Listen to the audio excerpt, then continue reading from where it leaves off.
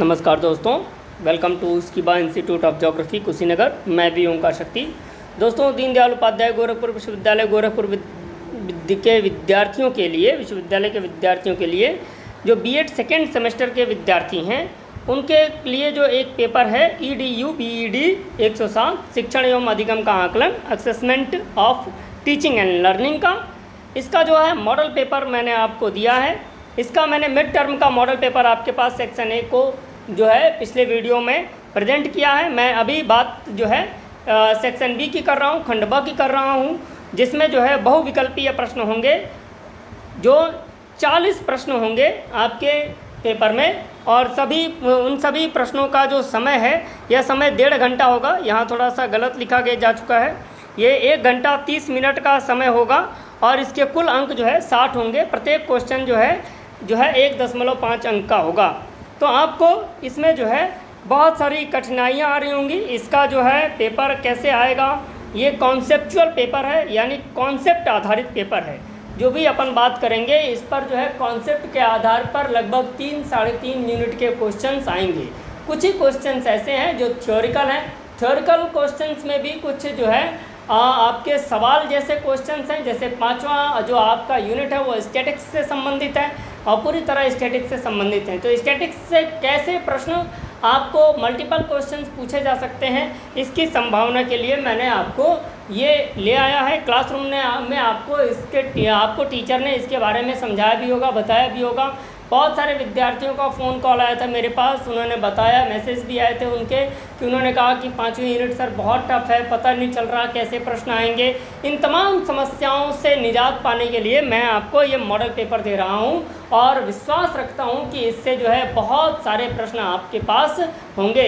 लगभग ये जान लीजिए 5वीं यूनिट से 8 से 10 प्रश्न आपके पास होंगे और 8 से 10 प्रश्न सारे थ्योरिकल आधारित होंगे। और अगर आपने इसमें क्या है कि अगर सही आंसर कर लिया तो आपके ये आंसर एकदम 100% सही हो जाने हैं। तो बहुत ही आसानी से मैं जल्द से जल्द इस वीडियो को आप दे रहा हूँ, कम समय में मैं प्रेजेंट करने का प्रयास करूँगा। मैं बहुत जल्दी थोड़ा सा लिखा हूँ इस पेपर को, तो राइटिंग थोड़ी ठीक नहीं है, पर आपको समझ में आएगी और मैं उसे समझाने का भी प्रयास करूँगा। तो राइटिंग ठीक नहीं होने के लिए आप सभी से क्षमा याचना है। तो आइए समय बर्बाद किए बिना अपन कैसे प्रश्न हो सकते हैं, इस पर अपन काम कर सकते हैं और क्या क्या आ सकते हैं। तो मैंने इन प्रश्नों को कैसे बना रखा है ये मैं आपको बता रहा हूँ।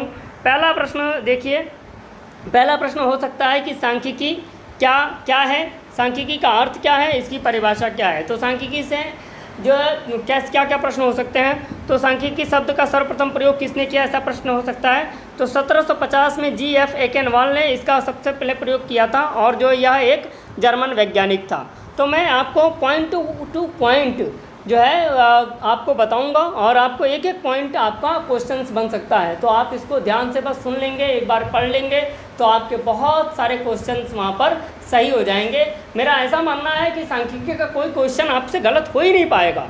तो मैंने इसमें प्रयास किया है 40 क्वेश्चंस रखने का। कुछ कॉन्सेप्ट आधारित भी क्वेश्चन रखे हैं जो आपको समझ में आएंगे। कॉन्सेप्ट आधारित क्वेश्चन थोड़े कम रखे हैं क्योंकि आपने अगर क्लासरूम में ठीक से पढ़ाई की होगी तो आप उसको आंसर को सही कर सकते हैं। थ्योरिकल क्वेश्चंस को ज़्यादा इसमें रखा गया है जिसमें आप समस्या का सामना कर रहे हैं। दूसरी बात, सांख्यिकी जुआरियों का खेल है, ये किसने कहा। तो गिलफोर्ड ने कहा 1956 में, उसकी इसने परिभाषा दी। अब इसमें बात करते हैं कि सांख्यिकी में महत्वपूर्ण योगदान किन विद्वानों का रहा। तो डी मोइबर रहा है, बर्नौली है, लाप्लास है, गॉस है। ये जो महत्वपूर्ण योगदान देने वाले सांख्यिकी विद हैं, ठीक है। तो आपको इनको जानना है। फिर अगली बात इसमें कि गाल्टन और कार्ल पियर्सन कौन है। तो गाल्टन और कार्ल पियर्सन जो है आधुनिक सांख्यिकी विद हैं। प्रोफेसर महालोनोबिस, यह भारत में सांख्यिकी का जनक माना जाता है और भारत में इन्हीं से शुरुआत हुई थी। बोर्डिंगटन, बाउले, फिशर, ये इम्पोर्टेंट सांख्यिकी विज्ञानी हैं, यानी महत्वपूर्ण सांख्यिकी वैज्ञानिक हैं, आपको इनको समझना है। फिर अगर बात करते हैं सांख्यिकी के अर्थ की बात करते हैं तो सांख्यिकी के अर्थ से संबंधित मैं आपको बता रहा हूँ कि क्या है सांख्यिकी का अर्थ। यहाँ आते हैं इसमें। सांख्यिकी का अर्थ संख्याओं से संबंधित है। अंग्रेजी में इसको स्टैटिस्टिक्स बोलते हैं। स्टैटिस्टिक्स का अर्थ होता है राज्य से संबंधित। प्रश्न आ सकता है स्टैटिस्टिक्स का क्या अर्थ होता है। अब जानिए, स्टैटिस्टिक्स जो है लैटिन भाषा के स्टेटस शब्द से बना है, इटालियन भाषा के स्टैटिस्टिक शब्द से बना है, जर्मन भाषा के स्टैटिस्टिक शब्द से बना है। तो आपको ये तीनों याद रखने हैं कि किस भाषा से बना है और इसका क्या अर्थ होता है। इसका अर्थ होता है राज्य से संबंधित, मुख्य रूप से इसका अर्थ होता है संख्याओं से संबंधित, स्टैटिस्टिक्स का अर्थ होता है राज्य से संबंधित। आप इसको याद से पढ़ सकते हैं। प्राचीन काल में इसे राज्यतंत्र का विज्ञान कहा जाता था। जो सांख्यिकी है इसको प्राचीन काल में राजतंत्र का विज्ञान कहा जाता था। तो ऐसे प्रश्न आ सकते हैं। इससे मैंने देखिए बहुत सारे प्रश्न बना दिए एक शब्द से, तो आपको जो भी प्रश्न आएगा वो इधर से ही आएगा घूम फिरा के, तो आपको इसका आंसर कर लेना है। फिर बात करते हैं सांख्यिकी की कुछ परिभाषाओं की।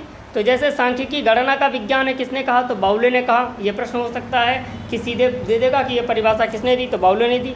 सांख्यिकी को उचित रूप से मध्यमानों का विज्ञान किसने कहा? तो ये भी बाउले ने कहा। सांख्यिकी अनुमानों एवं संभावनाओं का विज्ञान है, किसने कहा? वेंडिकटन ने कहा। तो इस तरह से सांख्यिकी से अर्थ और उसकी परिभाषा से प्रश्न आ सकते हैं। दूसरा प्रश्न, आयत चित्र यानी हिस्टोग्राम क्या है, इससे प्रश्न आ सकता है। तो हिस्टोग्राम क्या है जानिए। यह एक बिंदु रेखा चित्र है। अखंडित श्रृंखला, अखंडित मतलब रेगुलर लाइन, कोई मतलब इसमें नहीं है। अखंडित श्रृंखला से संबंधित मदों या मतलब आंकड़ों या श्रेणियों तथा आवृत्तियों को आयत के रूप में ग्राफ पेपर पर प्रदर्शित किया जाता है, उसे अपन आयत चित्र बोलते हैं। इसमें वर्ग अंतराल को x अक्ष पर दिखाया जाता है और आवृत्ति को y अक्ष पर अपन दर्शाते हैं। ठीक है, तो इसको आपको समझना भी है, जानना है। इससे ऐसे प्रश्न आते हैं कि आयत चित्र क्या है, तो आप बता सकते हैं इससे क्या है। फिर इसमें देखिए कैसे इसमें दिखाया जाता है। जैसे ये वाला x अक्ष है, ये y अक्ष है, इस पर देखिए दिनों की संख्या दिखाई दी गई है, इस पर वर्षा सेंटीमीटर में दिखाई गई है। तो आयत चित्रों के द्वारा खंभों के रूप में अगर अपन इसे ऐसे ऐसे दर्शा देते हैं तो इसी को हम क्या बोलते हैं? आयत चित्र बोलते हैं, हिस्टोग्राम बोलते हैं। तो ये आपको आसानी से समझ में आ रहा होगा, आप इसको देख सकते हैं। तो ये याद रखिएगा कि ये क्या है। तो अखंडित श्रृंखलाओं से संबंधित मदों तथा आवृत्तियों को आयत चित्र के रूप में ग्राफ पेपर पर प्रदर्शित किया जाता है, यही है आयत चित्र। बारंबारता बहुभुज क्या है? ये बारंबारता बहुभुज आप जान लीजिए। यानी बारंबारता बहुभुज यानी फ्रीक्वेंसी पॉलीगॉन क्या है? जब आयत चित्र में आयत के ऊपरी भाग के मध्य बिंदुओं को सरल रेखा से मिला देते हैं तो बारंबारता बहुभुज की रचना होती है। देखिए आयत चित्र मैंने बना दिया है।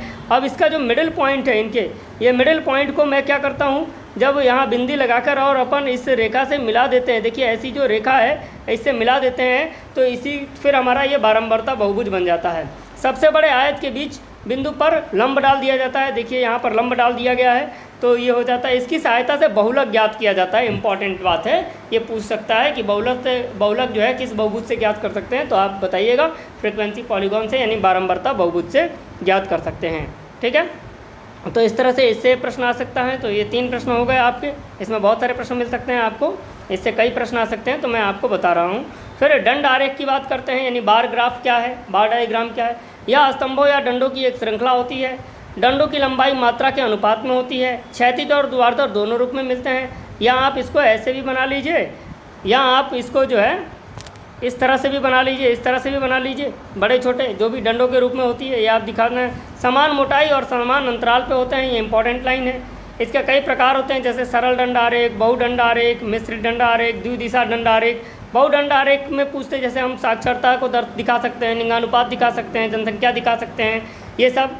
द्विदिशा आरेख पर हम जो है द्विदिशा आरेख को थोड़ा समझना है। द्विदिशा आरेख क्या है, हालांकि इतना डीपली नहीं जाएगा, पर अगर आ सकता है तो आप इस पर कैसे काम करेंगे ये मैं आपको बता दे रहा हूँ। द्विदिशा आरेख का मतलब जैसे ये एक शून्य रेखा होती है, तो जो धनात्मक मान होते हैं इसको हम इसके ऊपर दिखाते हैं, और जो ऋणात्मक मान होते हैं इसको इसके नीचे दिखाते हैं। ये मैंने लिख रखा है एक्स रेखा। ये जो एक्स रेखा है आपकी, एक्स रेखा के ऊपर जो है पॉजिटिव मान दिखाया जाता है और एक्स रेखा के नीचे निगेटिव मान का प्रदर्शन किया जाता है।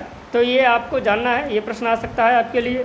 अगला प्रश्न मैं बता रहा हूँ आपको कि वृत्त आरेख क्या होता है, या पाई ग्राफ क्या होता है, या व्हील ग्राफ क्या होता है, या पाई डायग्राम क्या होता है, या व्हील डायग्राम क्या होता है। तो इसका सूत्र भी है एक, उप विभाग का अंश मान बराबर उप विभाग का वास्तविक मान बटा मूल्यों का कुल योग गुणे 360। तो ये सूत्र सीधे सीधे देकर पूछ सकता है कि किस आरेख का सूत्र है, तो आपको ये बता देना है। इसके अन्य नाम इसे चक्रारेख भी कहते हैं, इसे वृत्तारेख भी कहते हैं। इसमें ज्ञात अंश के मान को क्लॉकवाइज यानी घड़ी की सुई की दिशा में अवरोही क्रम में दर्शाया जाता है, यानी घटते क्रम में इसको दर्शाया जाता है। जैसे ये एक गोला बना देते हैं अपन, इस पर 360 डिग्री वृत्त बन गई, जिसका क्षेत्र जितना जितना होता है उतने क्षेत्र में ऐसे ऐसे बहुत सारे डायग्राम आपने देखे होंगे। इसी तरह के डायग्राम को अपन क्या बोलते हैं, वृत्त आरेख बोलते हैं। अब आइए इसमें क्या होता है, वृत्त के क्षेत्रफल को उसके उप विभागों या घटकों के मूल्यों के अनुपात में बांटा जाता है। वृत्त को 100 समान भाग में निश्चित अंतराल पर प्रतिशत मूल्य अंकित किया जाता है बांटकर। तो प्रतिशत मूल्य अंकित किया जाता है, ये बात इंपॉर्टेंट है, पूछ सकता है कि किस आरेख में प्रतिशत मूल्य अंकित किया जाता है, तो आपको बताना है क्या, वृत्त आरेख में किया जाता है। अगला प्रश्न आइए, केंद्रीय प्रवृत्ति की माप क्या है। तो आप जानिए केंद्रीय प्रवृत्ति की माप क्या है। यह आंकड़ों के केंद्रीय मूल्यों को प्रदर्शित करती है। आंकड़े कितने प्रकार के होते हैं, तो दिमाग में रखिएगा, आंकड़े 2 प्रकार के होते हैं, एक प्राथमिक आंकड़ा और एक द्वितीयक आंकड़ा। प्राथमिक आंकड़ा जो है अनुसंधान करता है, यानी रिसर्चर स्वयं से ज्ञात करता है। द्वितीयक आंकड़ा किसी सहायता से ज्ञात कर सकते हैं। प्राथमिक आंकड़े मीन्स टू से कि हम खुद फील्ड में जाते हैं, जैसे आपको जो है पशुओं की संख्या जाननी है कि कुशीनगर में पशुओं की संख्या क्या है, तो आप कुशीनगर के हर ब्लॉक, हर गाँव, हर गली मोहल्ले में जाकर आपने क्या किया, हर गाँव और ब्लॉकों में जाकर जो है पशुओं की गणना की खुद से, और जो डेटा दिया वो प्राथमिक डेटा हो गया। और द्वितीयक डेटा कौन सा है कि जैसे आपने समाचार पत्र से ले लिया, किताब से ले लिया, या किसी ने करके ले आया वहाँ से ले लिया, पत्र पत्रिकाओं से ले लिया, radio TV television internet ETC से कहीं से भी ले लिया, तो वो द्वितीयक डेटा होता है। तो आपको ये दिमाग में रखना है, ये डेटा पूछा जाता है और इससे कई सारे प्रश्न आते हैं। तो जो भी मैंने इसका एक्सप्लेनेशन किया वहाँ से भी प्रश्न आते हैं, तो आप जानिएगा कि प्राथमिक आंकड़ा क्या होता है, द्वितीयक आंकड़ा क्या होता है। ठीक है। केंद्रीय प्रवृत्ति की माप के महत्वपूर्ण माप कौन कौन से हैं, तो समांतर माध्य है, माध्यिका है, बहुलक है, यानी मीन है, मीडियन है, मोड है। ये आपके प्रश्न हो सकते हैं। देखो मैं आपको बता रहा हूँ कि जो बहुविकल्पीय प्रश्न होते हैं, जैसे हम सीरीज वगैरह पढ़ते हैं उसमें बहुविकल्पीय रहता है, 4 ऑप्शन दे दिया जाता है, एक सही कर लिया जाता है। तो उस तरह से आप पढ़ के जाएंगे तो आपको कुछ नहीं मिलने वाला है। आपको डीपली स्टडी करनी होती है इन प्रश्नों की। और जैसे आपने डीपली स्टडी किया, जैसे आंकड़े कितने प्रकार के होते हैं, तो इसको इस तरह से पढ़ लिया।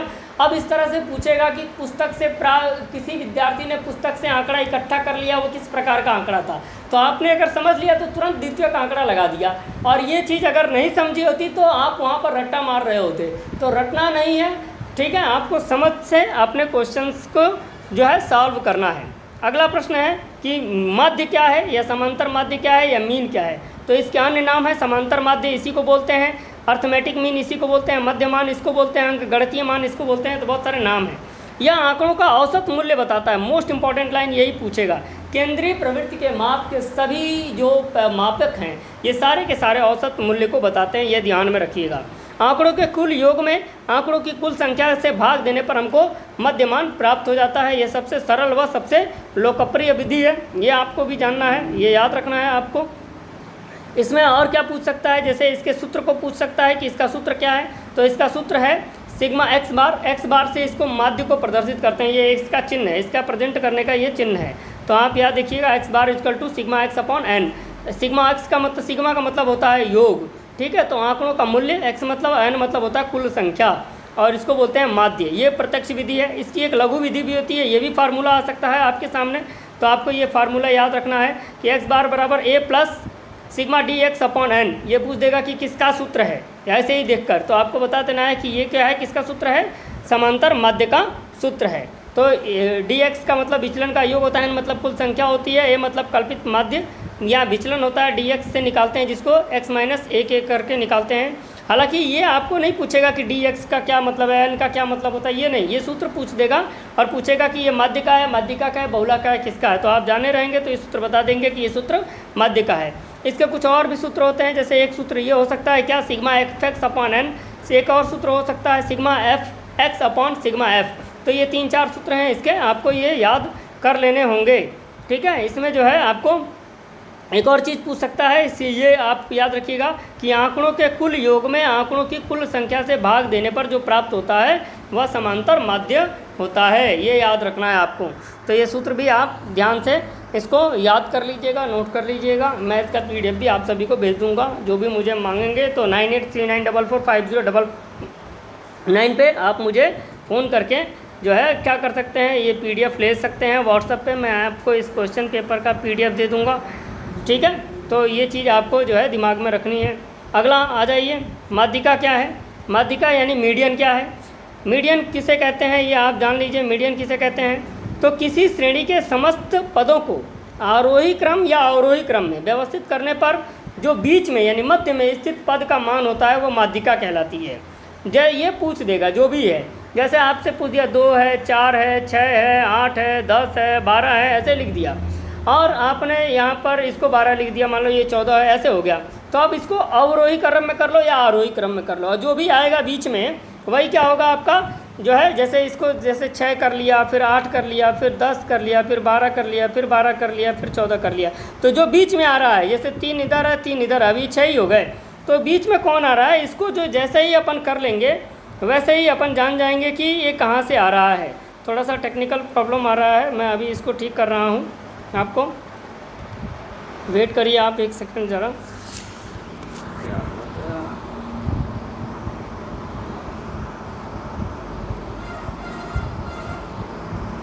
बस थोड़ी सी प्रॉब्लम हो गई, सॉरी।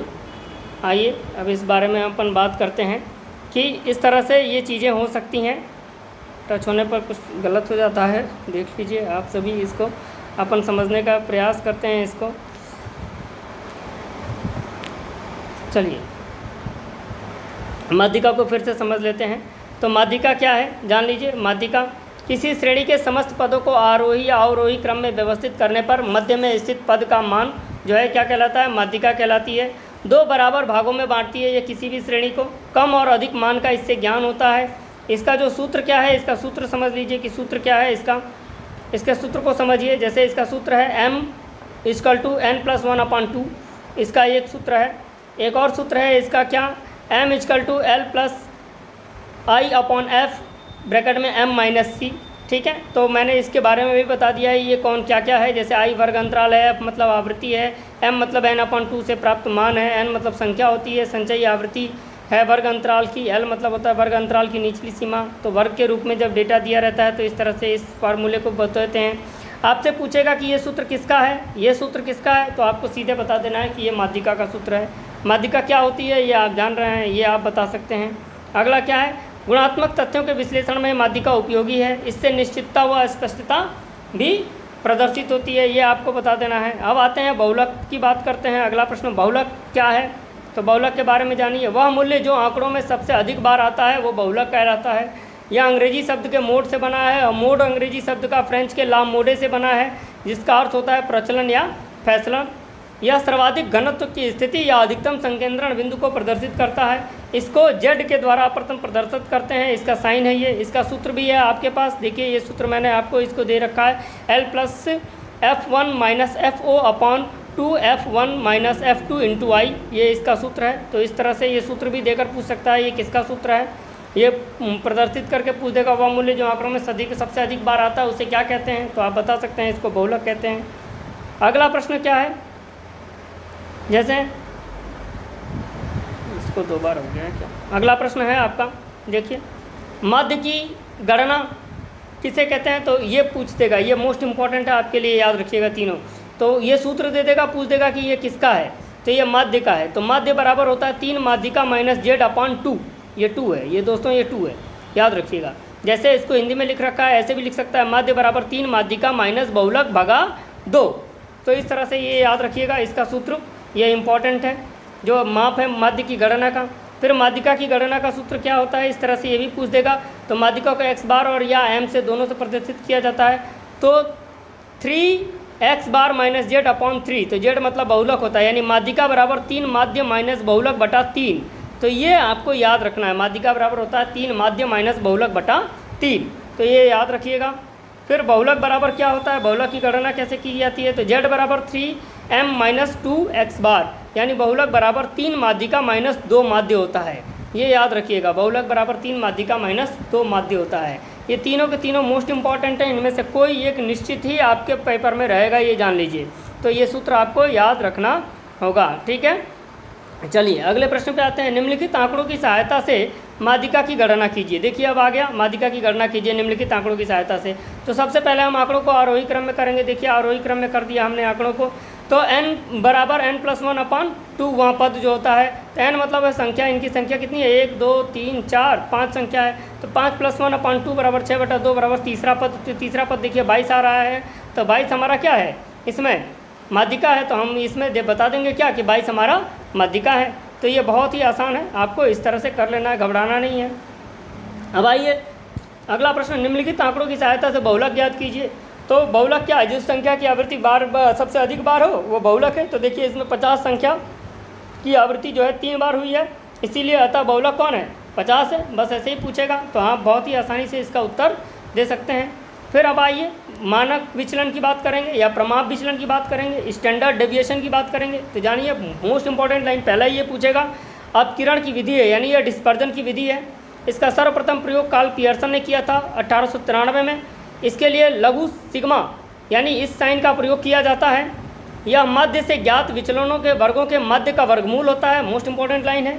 यह सांख्यिकी की सर्वाधिक प्रचलित विधि है। इसका सूत्र ये पूछ देगा सीधे सीधे, सिग्मा जो है लघु सिग्मा बराबर यानी मध्य जो है प्रमाप स्टैंडर्ड डेविएशन, इस साइन को बोलते हैं स्टैंडर्ड डेविएशन बराबर under root sigma d square upon n. तो ये इसका सूत्र है, ये आपको याद रखना है, इंपॉर्टेंट सूत्र है। तो इसके बारे में ये याद रखिएगा। जो मोस्ट इंपॉर्टेंट लाइन है मैंने ट्रिक कर रखा है उस पर, आप उसको याद रखिएगा। प्रश्न जरूर आएगा, निश्चित ही एक इससे प्रश्न आएगा।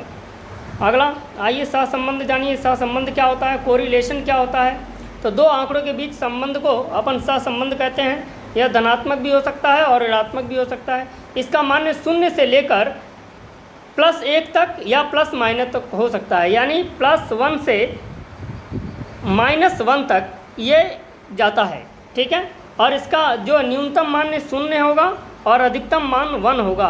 तो 1 चाहे प्लस में हो या माइनस में हो, प्लस में होगा तो धनात्मक बोलेंगे और माइनस में होगा तो ऋणात्मक बोलेंगे। तो ये याद रखिएगा। तो ये याद रखिएगा कि +1 से -1 तक इसका मान्य होता है। इस बीच में इसका आंसर ही आता है और ये हमेशा प्रश्न पूछता है। इसका सर्वप्रथम प्रयोग ब्रावेस ने किया था, जो फ्रांसीसी विद्वान था, पर इसका सर्वप्रथम आधुनिक रूप से प्रयोग किया था वो कार्ल पियर्सन ने किया था। तो यही इसका जन्मदाता है। स्मॉल आर से इसका साइन व्यक्त किया जाता है, जो स्मॉल आर होता है, समझ में आ रहा। तो इसको स्मॉल आर से इसको प्रदर्शित किया जाता है। आप इसको याद रखिएगा। सीधे सीधे प्रश्न पूछ देगा कि कार्ल पियर्सन के को किस जो है अक्षर से प्रेजेंट करते हैं उसके फार्मूले को, तो याद रखिएगा।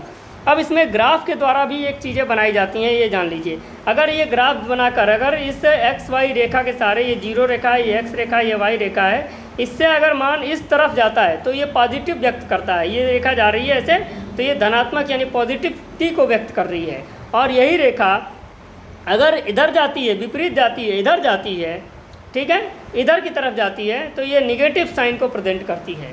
और अगर साइन जो है मान लीजिए कि बीच बीच में आए, ऐसे ऐसे आए, तो शून्य सा संबंध होता है। ये याद रखिएगा आप। अगर ऐसे बनाकर पूछ दे, जैसे ऐसे बनाकर पूछ दे कि पॉजिटिव बताइए और नेगेटिव बताइए, तो ये आपको क्या करना है, बताना होता है, ठीक है। और ऐसे अगर शून्य सा संबंध होगा तो ऐसे ऐसे ऐसे ऐसे गुंचित जो है नहीं होंगी, ऐसे ऐसे दूर दूर होंगे। तो आपको ये दिमाग में रखना है और आंसर करना है। अब इसमें सहसंबंध को कैसे आप जानेंगे, पहचानेंगे, तो जान लीजिए। अगर उत्तर आपका प्लस या माइनस में 1 आता है तो पूर्ण संबंध होगा। प्लस में आएगा तो पूर्ण धनात्मक सहसंबंध, माइनस में आएगा तो पूर्ण ऋणात्मक सहसंबंध। प्लस जो या माइनस में 0.90 या उससे अधिक आता है तो अति उच्च सहसंबंध। जो है 0.75 से 0.9 के बीच आता है तो उच्च सहसंबंध होगा, ठीक है। तो आप उसमें धनात्मक या ऋणात्मक लगा लेंगे जिसमें उत्तर होगा। अगर 0.40 से 0.75 के बीच आता है तो मध्यम होता है, 0.30 से कम होता है तो निम्न होता है, और 0.00 होता है तो शून्य से संबंध होता है। तो ये भी पूछ लेगा, आप इसको अपने हिसाब से याद करके और इसको लगा लीजिएगा। अगला, सहसंबंध गुणांक किसने दिया था, तो सहसंबंध गुणांक कार्ल पियर्सन ने दिया था सबसे पहली बार 1890 में, याद रखिएगा।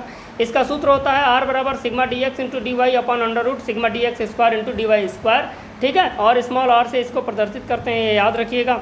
फिर आपके सिलेबस में ये इंपॉर्टेंट चीज़ है, ये तो निश्चित आना है कि कोटि क्रम गुणांक किसने दिया था, सहसंबंध किसने दिया था, यानी रैंक कोएफिशिएंट मेथड किसने दिया था, तो स्पीयरमैन ने दिया था, 1904 में दिया था। इसका पूरा नाम क्लार्क एडवर्ड स्पीयरमैन है। इसका जो चिन्ह है वो कैपिटल P है या RHO है, ठीक है। तो आपको ये याद रखना है। इसका सूत्र होता है 1 - 6 sigma d square upon n plus bracket में n स्क्वायर माइनस 1। तो ये सूत्र ही आपको लिख के और पूछ देगा कि ये सूत्र किसका है, तो आपको बता देना है कि ये सूत्र जो है स्पीयरमैन का है, ठीक है।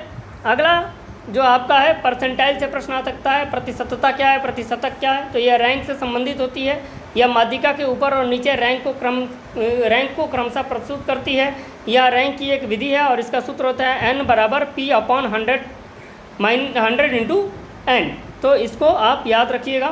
इससे जो है आसानी से ज़्यादा आंकड़ों को हम व्यवस्थित कर लेते हैं। फिर आपके साथ प्रश्न आ सकता है सामान्य संभाव्यता वक्र का, ठीक है, तो इसको आप बताइए कि यह केंद्रीय बिंदु से प्रदर्शन करता है। वक्र के एक तरफ आकार समान होता है और दूसरी तरफ आकार दूसरी पक्ष का होता है। ये दो पक्षों का समरूप प्रदर्शन है, ये इंपॉर्टेंट लाइन है, दो पक्षों का समरूप प्रदर्शन है। जैसे एक सीधी सरल रेखा होती है और एक वक्र होता है, इसके बीच में एक रेखा होती है और इधर का मान मान लीजिए कुछ और है, इधर का मान कुछ और है, तो दो पक्षों को हमेशा ये दिखाता है, जैसा कि इस फिगर में मैंने दिखाया है। तो सामान्य संभाव्यता वक्र जो है दो पक्षों का समरूप प्रदर्शन करता है। तो ये आप याद रखिएगा, इस जानिएगा। अगला प्रश्न है स्टूडेंट टी टेस्ट से संबंधित। स्टूडेंट टी टेस्ट क्या है? तो टी टेस्ट की खोज जो है विलियम सी गॉसेट ने की थी और इसका उपनाम जो है स्टूडेंट था, इसीलिए इस प्रक्रिया का नाम स्टूडेंट टी टेस्ट रखा गया। यह एक प्राचलिक विधि है, यानी पैरामीट्रिक टेस्ट है। इसमें दो मानों के बीच अंतर का परीक्षण किया जाता है और याद रखिएगा सार्थकता का परीक्षण किया जाता है। इससे यही पूछेगा टी का मान जो है और क्रिटिकल वैल्यू से अधिक है तो अंतर जो है क्या होता है, यानी मुख्य मान जो मान है कोरिलेशन का जो मान है उसका मान और टी का मान, अगर टी का मान कम है तो अंतर सार्थक नहीं होगा और टी का मान अधिक है तो सार्थक अधिक होगा। और ये सदैव जो है धनात्मक होता है, पॉजिटिव होता है इसका जो भी रिजल्ट आता है। तो याद रखिएगा इससे सार्थकता का परीक्षण किया जाता है टी टेस्ट से। अगला प्रश्न आएगा आपका 24वां, जेड स्कोर क्या है? तो यह परीक्षण से प्राप्त मूल प्राप्तांकों का रूपांतरण है। यह सामान्य संभाव्यता वक्र एनपीसी की सहायता से बनाया जाता है। तो ये जो एनपीसी अभी मैंने आपको ऊपर बताया था, सामान्य संभाव्यता वक्र, उसके आधार पर बनाया जाता है। यह प्रमाप विचलन की सहायता से भी आगे बनता है, यानी स्टैंडर्ड डिविएशन की सहायता से आगे बनता है। इसके सूत्र में भी देखिए, इसका सूत्र यही है, जेड बराबर x minus m upon standard deviation. X मतलब मूल मान होता है, एम मतलब मध्य मान होता है और स्टैंडर्ड डेविएशन मतलब मानक विचलन होता है। तो इसका सूत्र भी है, ये पूछेगा सूत्र किसका है तो बता दीजिएगा, जेड स्कोर का है। ग्रेडिंग पद्धति से भी प्रश्न आ सकता है कि ग्रेडिंग पद्धति क्या है। तो जानिए, इसमें ए से लेकर ई अक्षरों को ग्रेड के रूप में लिया जाता है। इनकी कुल संख्या 9 होती है, प्रतिशत के अनुसार ग्रेड दिया जाता है।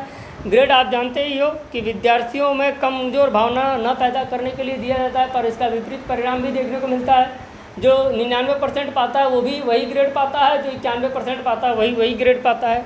तो इसमें ग्रेड को भी मैंने यहाँ पर बता कर रखा है, क्लासरूम में भी आपको इसके बारे में बताया गया होगा। तो कौन सा ग्रेड किस आधार पर दिया जाता है ये इसका मैंने यहाँ पर बता दिया है। और जो है A2, B1, B2, C1, C2, D, E1 और E2 इस आधार पर 9 ये होते हैं। तो आप इन्हें इसको पढ़ा होगा, बहुत अच्छे से जाना भी होगा। अगला जो है 26वां प्रश्न आपके सामने है कि बुद्धि इन 4 शब्दों में निहित है, ज्ञान, आविष्कार, निर्देश और आलोचना। यह परिभाषा किसकी है? तो यह परिभाषा बीने की है। यह मैंने पिछले पेपर में भी आपको पढ़ा रखा है, तो आप उसके लिए पिछला पेपर भी अपना पढ़ सकते हैं और इसको आपने जो है फर्स्ट सेम में भी पढ़ा होगा। बुद्धि पहचानने तथा सीखने की प्रक्रिया है, परिभाषा किसकी है? तो गाल्टन की परिभाषा है। फिर बुद्धि के सिद्धांत कौन कौन से हैं, इससे प्रश्न आ सकते हैं 1-2, तो ये पहले से आपने पढ़ रखे हैं और इसको आपको याद रखना है। बुद्धि की कारकीय सिद्धांत ये कौन कौन से हैं? तो ये कारकीय सिद्धांत है, इससे प्रश्न आ सकते हैं कि एक तत्व सिद्धांत किसने दिया था? बीने ने दिया था। तो ऐसे कुछ प्रश्न हैं जो आप इसको याद कर सकते हैं, जान सकते हैं। इसके लिए मैंने आपको जो है पिछला पेपर भी पढ़ा रखा है और अपने चैनल पर बहुत सारे सिद्धांत को पढ़ा रखा है, वहाँ से आप इसको पढ़ सकते हैं। इसमें समय जाया ना करिए, आपको ये सब याद भी होगा। अगला प्रश्न आपका जो है कि मान लीजिए भारत में सर्वप्रथम बुद्धि परीक्षण का निर्माण किसने किया? तो C.H. राइस ने 1922 में किया था। ऐसा प्रश्न आ सकता है। ये आपके चैप्टर का मोस्ट इंपॉर्टेंट है, बुद्धि का मापन कैसे करें और इसका क्या वर्गीकरण है, इसका परीक्षण क्या है बुद्धि का। तो इसका बुद्धि परीक्षण भारत में जान लीजिए कि इस आधार पर होता है। बुद्धि परीक्षण 4 शब्दों यानी शाब्दिक बुद्धि परीक्षण, अशाब्दिक बुद्धि परीक्षण, क्रियात्मक बुद्धि परीक्षण, अभाषाई बुद्धि परीक्षण। इसको मैंने पूरा डिटेल इसकी व्याख्या कर रखी है, ठीक है। मैं आपके सामने इसको फिर से प्रेजेंट कर रहा हूँ, तो आप इसको याद कर लीजिएगा एक बार और इससे निश्चित ही प्रश्न आएंगे, 100% इससे प्रश्न आएंगे, क्योंकि ये आपके चौथे यूनिट में है। पहला तो शाब्दिक बुद्धि परीक्षण किसने दिया? तो बीने और साइमन ने दिया। शाब्दिक समूह बुद्धि परीक्षण किसने दिया? तो आप ये सबके नाम हैं, यहाँ पर इसको पढ़ सकते हैं। अशाब्दिक बुद्धि परीक्षण किसने दिया? क्रियात्मक बुद्धि परीक्षण किसने दिया? अभाषाई बुद्धि परीक्षण किसने दिया? तो इस सब को मैंने पीछे भी पढ़ा रखा और आप इसको यहाँ से पढ़ भी सकते हैं और आशा है कि आपको ये तो याद भी होगा। बुद्धि लब्धि से भी प्रश्न आ सकता है कि बुद्धि लब्धि क्या है। तो बुद्धि लब्धि का फार्मूला आप जानते हैं क्या? IQ बराबर होता है मानसिक आयु बटा शारीरिक आयु गुणे 100, यानी MA/PA यानी mentally age upon physically age into 100। सबको याद होगा, ये प्रश्न आएगा। बुद्धि लब्धि का मान क्या क्या है, यहाँ से प्रश्न निश्चित आएंगे, तो आप इसको याद रख लीजिएगा। 140 प्लस कौन होता है? प्रतिभाशाली होता है। 120 से 139 अति श्रेष्ठ होता है। 110 से श्रेष्ठ होता है। 90 से 100 सामान्य होता है। 80 से 89 मंद बुद्धि का होता है। तो ये इंपॉर्टेंट है, मंद बुद्धि वाला ये जरूर ज़्यादा से ज़्यादा आता है प्रश्न, तो इसको याद रख लीजिएगा आप। और जैसे भी प्रश्न पूछेगा भाषा बदल जाती है हालांकि, तो इसको आप याद रखिएगा। अगला प्रश्न 33वां सृजनात्मकता है, यानी क्रिएटिविटी क्या है? तो समस्याओं के मौलिक और अपसारी समाधानों को पहचानने अथवा तैयार करने की योग्यता को ही क्या बोलते हैं? सृजनात्मकता बोलते हैं। यह एक नवीन और मौलिक व्यवहार है, आप इसको समझिएगा। अगला प्रश्न आपका जो है, एक अध्यापिका द्वारा एक सृजनात्मक बच्चे की पहचान का सर्वश्रेष्ठ तरीका क्या है? कैसे पहचानेंगे आप कि सृजनात्मक बच्चा कौन है, क्रिएटिविटी बच्चा कौन है, यानी रचनात्मक बच्चा कौन है? ठीक है, तो बच्चे को विस्तृत रूप से उसका अवलोकन करना पड़ेगा। कब अवलोकन करना पड़ेगा? जब विस्तृत रूप से वह बच्चा समस्याओं को हल करता हो। तो समस्याओं को अगर नए तरीके से हल करता है तो सृजन करता है नई चीज़ों का, ठीक है, तो वह जो है आपको सृजनात्मक बालक देखने को मिलेगा। ये प्रश्न आ सकता है, ये क्लासरूम में भी बहुत पढ़ाया गया होगा। ये कॉन्सेप्चुअल प्रश्न है, इनकी सीमा मैंने कम रखी है क्योंकि कॉन्सेप्चुअल प्रश्न आपकी समझ पर आधारित होता है, आप कितना जानते हैं इससे कोई प्रश्न नहीं होता। कॉन्सेप्ट आधारित कि आप कितना समझते हैं इससे प्रश्न होता है। तो आप याद रखिएगा अधिगम का आकलन क्या है, तो मैं इसको बता दे रहा हूँ कि ये संकलनात्मक आद्यम है, आकलन है। इसका उद्देश्य अधिगम प्रगति और शैक्षिक उपलब्धि का आकलन होता है विद्यार्थी की, उसकी क्षमता का आकलन होता है। सतत मूल्यांकन का भाग है, इसमें ग्रेड और अंक के द्वारा फीडबैक दिया जाता है। ये शिक्षण वर्ष में 2 बार होता है। तो आपने ये सब पढ़ा होगा। अधिगम का आकलन क्या है, इससे प्रश्न आते हैं। अधिगम का के लिए आकलन क्या है, तो यह निदानात्मक आकलन है या उपचारात्मक शिक्षा दी जाती है इससे। यह शिक्षण वर्ष में 4 बार होता है, शिक्षण सत्र के दौरान होता है। ये प्रेरणा के लिए आवश्यक है, प्रेरणा को बढ़ावा देता है।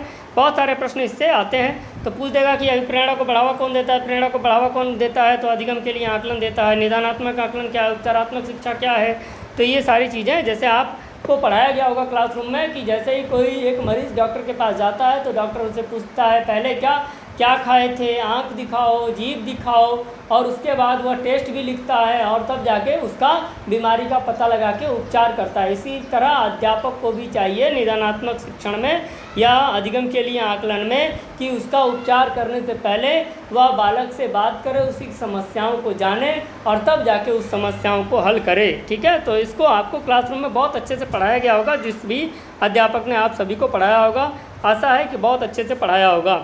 आप इसको 37 क्वेश्चन को जानिए। अच्छे का आकलन या जो है अच्छे आकलन या मूल्यांकन की क्या विशेषताएं हैं, तो इनसे भी प्रश्न आएंगे। ये भी क्लासरूम में आपने डिटेल पढ़ा होगा।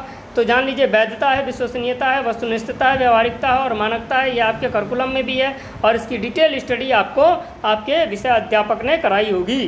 ठीक है, यहाँ मैं इनको बता सकता हूँ, बस आपको यहाँ पढ़ा नहीं सकता। एक और थ्योरिकल प्रश्न जैसे इससे भी प्रश्न आ सकते हैं, याद रखिएगा। ये तो फर्स्ट पेपर में भी प्रश्न आपने इसको याद रखा होगा कि भारतीय शिक्षा आयोग क्या है, तो हंटर कमीशन इसको बोलते हैं। जो है 3 फरवरी 1882, सॉरी यहाँ पर ये गलत लिखा गया है, इसको आप एक बार सेट कर लीजिएगा। और लॉर्ड रिपन ने इसका जो है हंटर कमीशन को बोला था। हंटर कमीशन के नाम पर इसका भारतीय शिक्षा आयोग का गठन हुआ। इसमें 20 सदस्य थे, 7 भारतीय थे। बहुत सारी चीज़ें आपने पढ़ी होंगी, इसको लाइटली मैं आपको बता दे रहा हूँ। फिर राष्ट्रीय शिक्षा आयोग की बात की, इसे शिक्षा आयोग की 1964 इसका समय है, 14 जुलाई 1964 को हुआ था। कोठारी आयोग भी बोलते हैं। डॉक्टर DS कोठारी इसके अध्यक्ष थे, जो उस समय UGC के चेयरमैन थे, 17 सदस्य थे। इसकी बहुत सारी कहानी आपने सुनी भी होगी। क्लास 4 अध्यापक ने आपको बहुत ही बेहतरीन तरीके से पढ़ाया होगा और आप सभी एक कुशल विद्यार्थी हैं, तो आप सभी इसको जानते भी होंगे। उसी तरह इस माध्यमिक शिक्षा आयोग के बारे में ही है, इसका मुदालियर आयोग बोलते हैं। इसके अध्यक्ष डॉक्टर लक्ष्मण स्वामी मुदालियर थे, जो मद्रास विश्वविद्यालय के कुलपति थे।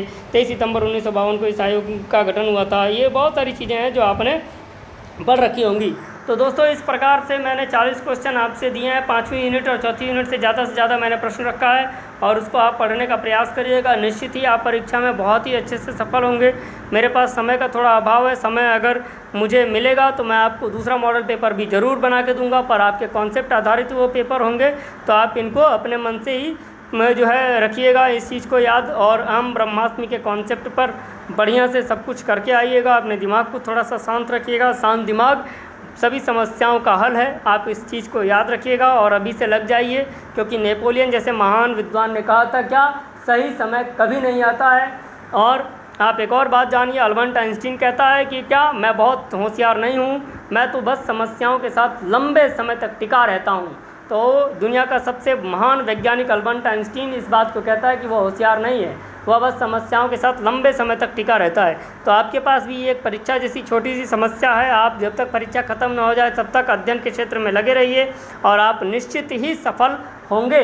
और जो भी विद्यार्थी जो है कभी पीछे विफल हुए होंगे तो वो अपनी पुरानी विफलताओं को भूल जाएं, बस अभी जो कर रहे हैं उसे याद रखें। सफलता 100% मिलेगी और प्रयास करना कभी न छोड़ें, लगे रहें, सफलता मिलेगी। विंस्टन चर्चिल नामक इस विद्वान ने इस बात को कही है। तो बहुत सारी चीज़ें आप सभी जानते हैं, बहुत मेधावी हैं, भारत के भविष्य हैं आप पर भारत का भविष्य है। और आप सभी नवागत भारतीय विद्वानों को, गुरुजनों को, सबको जो आयाम ले रहे हैं, नया आकार ले रहे हैं और गुरुजन बन रहे हैं, गुरुश्रेष्ठ बन रहे हैं। और भारतीय सभ्यता में तो गुरु को ब्रह्म से भी ऊपर दर्जा दिया गया है। तो इसके साथ आप सभी को बहुत बहुत धन्यवाद दोस्तों। आप परीक्षा में बहुत ही अच्छे अंकों से सफल हों, ऐसी मंगल कामना ईश्वर से। Thank you so much.